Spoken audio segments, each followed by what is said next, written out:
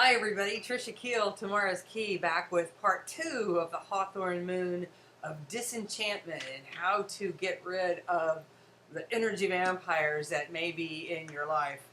Short of taking a silver stake and driving it through their heart, there are some other things that you can do.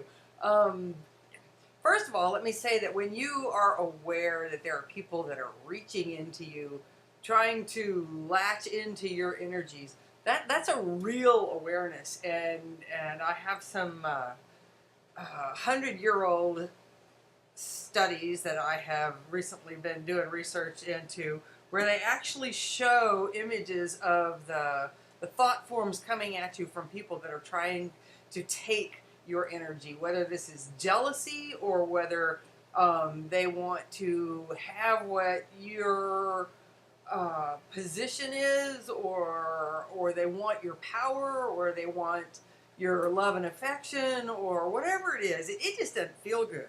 But this is pretty much what it looks like. Notice that these thoughts, they come out from this person, and they can go through any amount of space and time, and they are reaching towards you. And for you to be able to block this, there's two different things that you can do. A friend of mine named John taught me about this.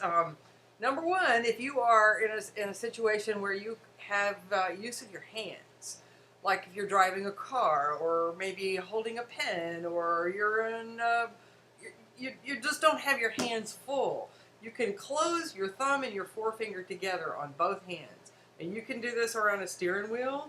You can do this around a pen while you're holding something else. You can put your arms kind of to where they can't see your hands, and you want to close this circle, and it closes the etheric energy field so that they can't get through to hook this into your heart area or any area.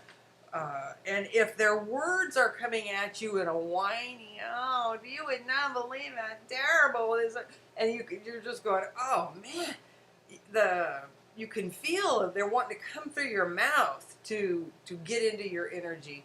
Put the tip of your tongue on the roof of your mouth, just behind your front teeth, and there's a flat ridge, not where it goes way up high into the arc of the roof of your mouth, but where the palate, how do you describe it? Behind your front teeth,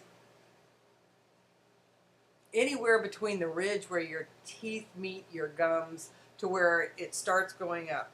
Flatten the tip of your tongue all the way across from side to side to your roof of your mouth, and then they can't come into your mouth and take that energy. It's a real invisible blocking of energy, and they won't understand why they can't get to you, and you will have consciously chosen to put up a shield, and they are not coming in. They are just not coming in. You can also use salt. Now, I like to use the kosher salt with the larger grains. You can put, sometimes though you have to use the finer grains. So if you have both, if you want to put a bowl of salt on your desk between you and the door, or whichever direction this person is from you, in a line between you and them, put a bowl of salt.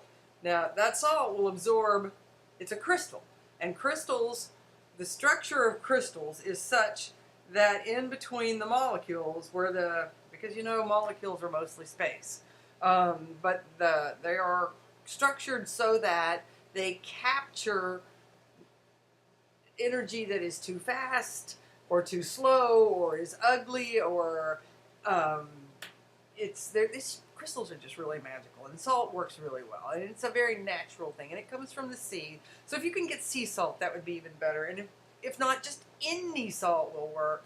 But once a week, pour that salt down the toilet and freshen it with new salt. In addition, you can put a ring of salt around your chair. Now, you can do that in the carpet, under your desk, where people can't see that you've got a ring of salt. And so, then you don't have to explain it. It might be best if you use a salt shaker or a little packet of salt that comes with your lunch and just lightly put a circle, but you want a complete circle around your chair area. You also can put salt across the threshold of your door or your cubicle if you work in a cubicle.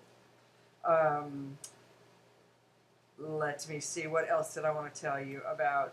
Oh, steel. Now, most of us nowadays have aluminum scissors, but if you have steel scissors, you may have to requisition them at work, depending upon where you work. Sometimes they won't let you come in with sharp pointed objects. But if you have steel scissors, you can also create a circle in the ground around you. You would need to stand and do this and use your right hand and go clockwise, the way the sun goes. I'm sorry, the sun does not go around the earth. The way the clock goes, it's Deosil is what it's called, and it correlates to the way the sun advances across the sky. So you can create a line out of something made out of steel. Now that can be a knife point if you happen to have a knife. You might be able to bring a butter knife. It doesn't have to be sharp and pointy. I don't know that nail clippers would work, but I think nail clippers are made out of steel. A nail file, it can't be aluminum. It's got to be steel. Silver will also work. So you can just cross a line at your threshold. You can draw a circle around you. But in your mind, you can use the same steel blade to cut the ribbon of energy that the person is attaching to you. If you're wanting to detach from thoughts of something or even thoughts of someone, use those scissors to write the words down, cut them up.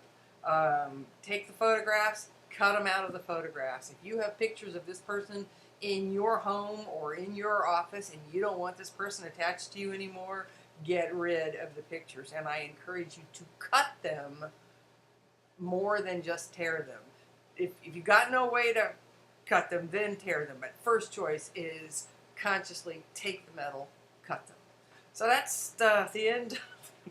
That's enough for today. I'll be back next week with another set of ways that you can use the scents and the flavors of the season to help deter your energy vampires. Hope you're enjoying the Moon of Disenchantment. Till next time, this is Trisha Keel, Tomorrow's Key.